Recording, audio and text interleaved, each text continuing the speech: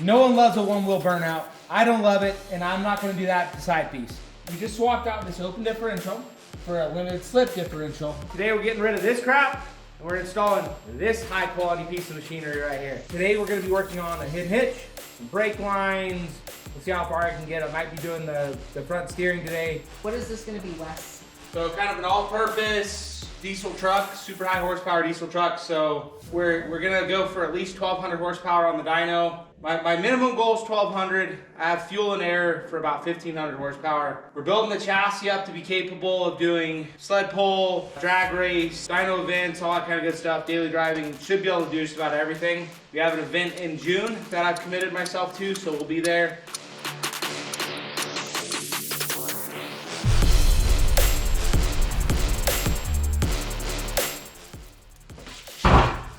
Okay, so we want to get our ring gear, our tone ring, and our bearings swapped over from here to here.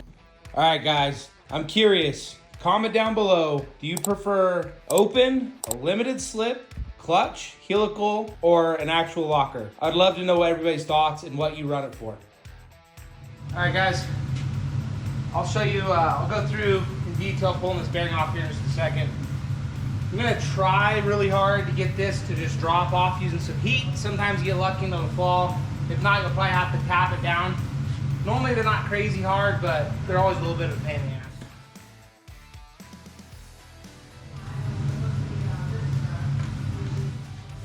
the ass. Don't judge me for my Amazon lazy Susan. I like working smarter, not harder.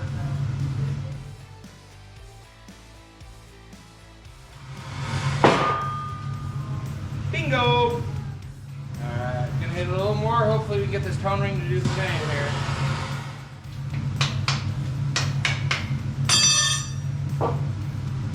Heat makes things easier.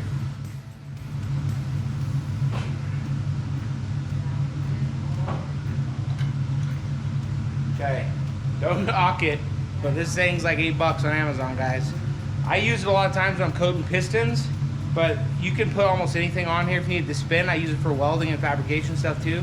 You can go get yourself one. They're worth it.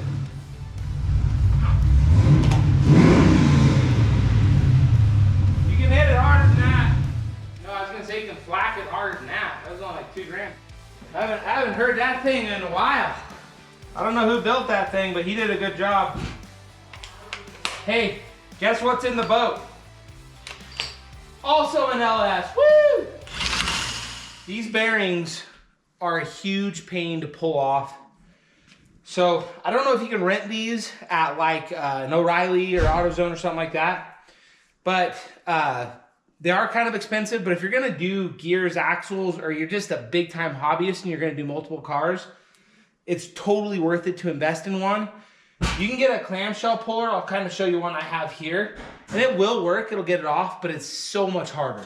All right, so you can use a puller like this guy to pull these bearings. You'll just clamp it around. These will be rented at O'Reilly or AutoZone. The only problem is 9 times out of 10, this will actually damage your bearing. So I wanted to just reuse these. They're in great shape. There's no sense in trashing them and having to get new ones. So if you can get your hands on something like this, you got a buddy who does, you know, ring and pinion a lot, it's the way to go.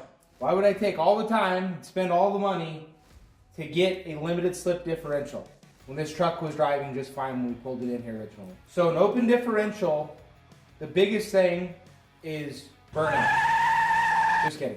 Although I do care about burnouts. Launching at the drag strip, you want to go straight. Trying to get power down on the dyno, you don't want slippage. Doing a sled pull, you want both tires pulling at the same rate. Limited slip differentials are a much better option for performance driving, or really any driving outside of just daily driver duty or maybe towing. So limited slip is a great option, and in my opinion, it's a lot better than a locker for a vehicle you plan on driving even somewhat regularly, because lockers engage really, really drastically and they kind of click and stuff around corners. It doesn't give a very good driving experience. And I chose a helical cut, limited slip, Mopar factory limited slip, because They've proven to be extremely reliable under even high horsepower. There's no clutches that can wear out, and you don't need special fluid to run in the differential. So it's an easy option to maintain. It's relatively easy to swap. You can just swap the carrier. So you just swap your ring gear, your tone ring, and your bearings over to the new carrier. And then you put it in and you set your backlash just like normal. I was able to accomplish that, you know, in the course of a few hours while talking to people on TikTok. So it's definitely something you can do. It does require a few specialty tools to do easily, but most home shops you can get that job done. This is a stamped steel abomination. This is not what should be on a 1-ton truck. This is what should be on a 1-ton truck. Not only does this look freaking amazing, it'll actually perform well. Polyurethane bushings in each end, 1/4-inch plate steel, amazing looking welds. This is what I want to run on my truck. This shouldn't be running on anybody's truck. All right, we have decided to go with the Stryker Off Road control arms. I needed something that was going to be a lot stronger for pushing a lot of power, doing 4-wheel drive launches and doing sled pull. So I wanted something that was going to have ultimate strength. These factory control arms, for one, they get rusted out because they hold water and dirt, but for two, they're super flimsy. They weigh virtually nothing. They're not what you want for really pushing things. These ones are factory length because I'm actually going to be lowering this truck, but they make them as long as you need them. They'll literally make them to any length. So this is what we're going to be putting on side piece to make sure we can control that front end. To install these control arms, it's actually pretty easy. Obviously for me, it's going to be easier because I don't have a body in the way. But even on the truck, it's pretty simple. The only problem is nothing is simple when you have old rusty bolts. So the hope is that I'm going to be able to knock these bolts loose pretty easy. Most likely I'm going to cut at least one of them, and it's probably going to be that cam bolt on the bottom because they are notorious for rusting into place.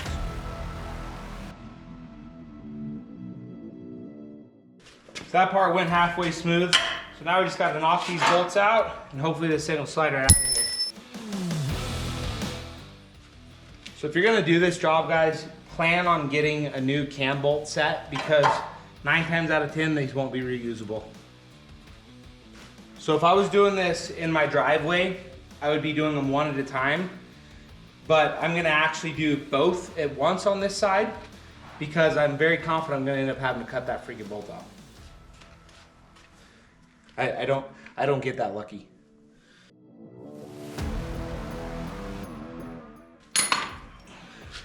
How awesome would it be if I didn't have to cut this out?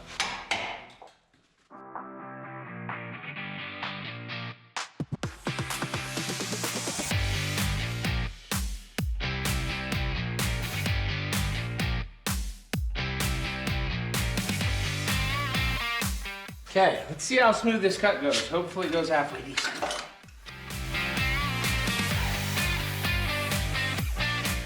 All right, easy arc with the carbide teeth, officially the best saw blade I think I've ever used. I blasted through that like it was nothing. So I like to coat the ends of these with a little bit of lithium grease. It just makes it slide into the pocket a little easier so you're not fighting it quite as much.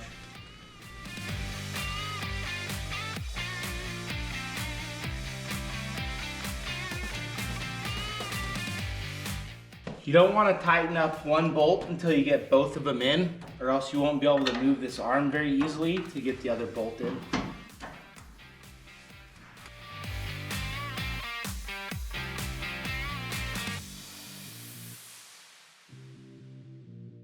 You're going to want to put your grease zerks in prior to install, and you want your grease zerks at the bottom, and they're going to be facing this direction for this side, this direction for that side, and that'll make it so you can grease them inside of the truck.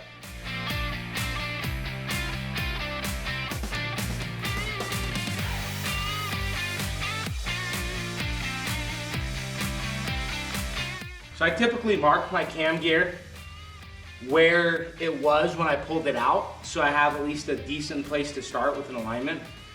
But for this particular scenario, it really didn't make sense because everything else changed at the same time. So we're just gonna let it send and get it over to the alignment shop.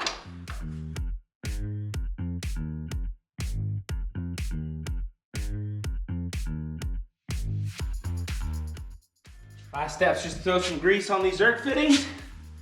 and then we'll be good to go. Everything is greased. Getting these was the right choice.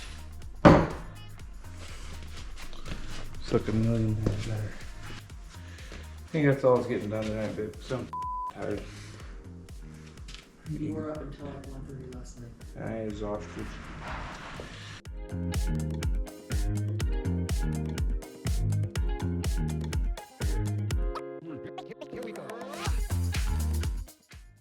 What's going on, guys? We are back in the shop again. I feel like this is a recurring theme, like something I do every day.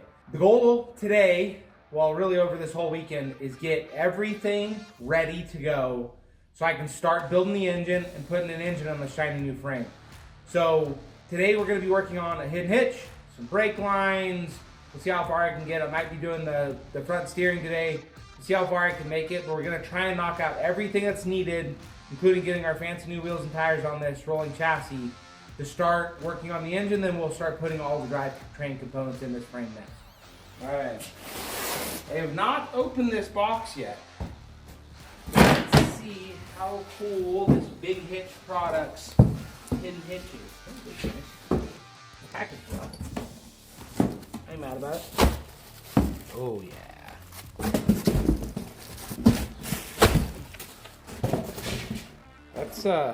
That's not messing around.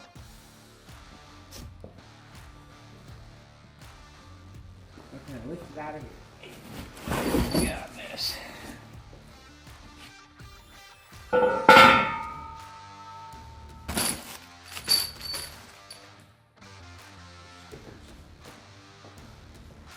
You know it's a car part that comes with stickers. I feel like you have enough stickers. Yep. So the install on this hitch, super straightforward. We're essentially going to just bolt it in. There's 3 holes in the frame already. I'm just getting my nuts and my bolts all set up here. I will say, so far, really impressed with the build quality on the Big Hitch Products hitch. And one of the things I love is they're using quality hardware. So we have all grade A bolts, and they're using an interference thread nut, which means when you tighten it, it won't come back off until you want it to come off, which is nice. All right, Deb, come hither. Okay, so I'm gonna hold this up into position. All you gotta do is push the bolt holes through.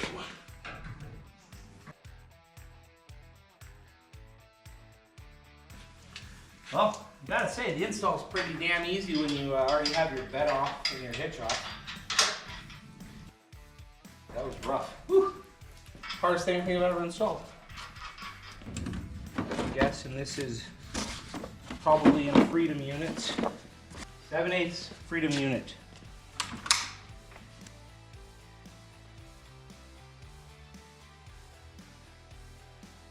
Not anymore though, we're done. Yeah, looks good. Gotta be honest, I kind of expected that to take longer. If you want to do what I'm doing with the lowering, you're not gonna find a shock that has the exact right specs and the exact right eyelet size. So these Bilsteins are the exact right shock for compressed length and extended length. But what you'll have to do is you'll have to get a separate bushing kit. So this bushing kit gives you the right size eyelet bushings and the right size bolt bushing that you'll need to be able to put these shocks in. It's the very same thing with the fronts that we already did.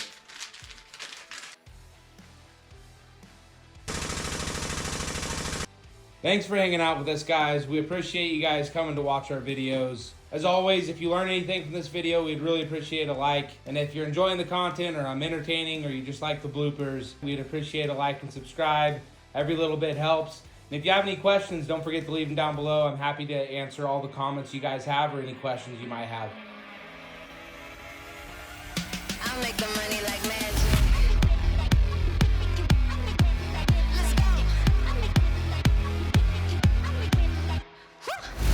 I like the green. I get a taste and become a fiend.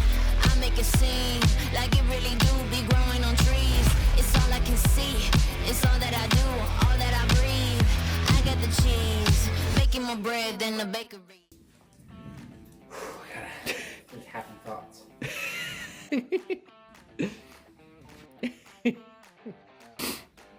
I always do this. I need to know how to do that. It's West Fix.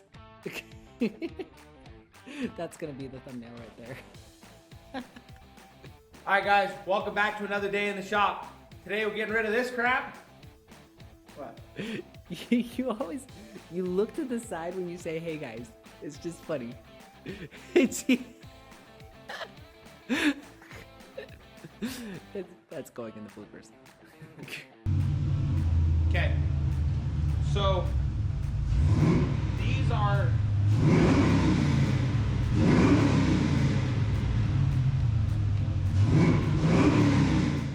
helical cut gears.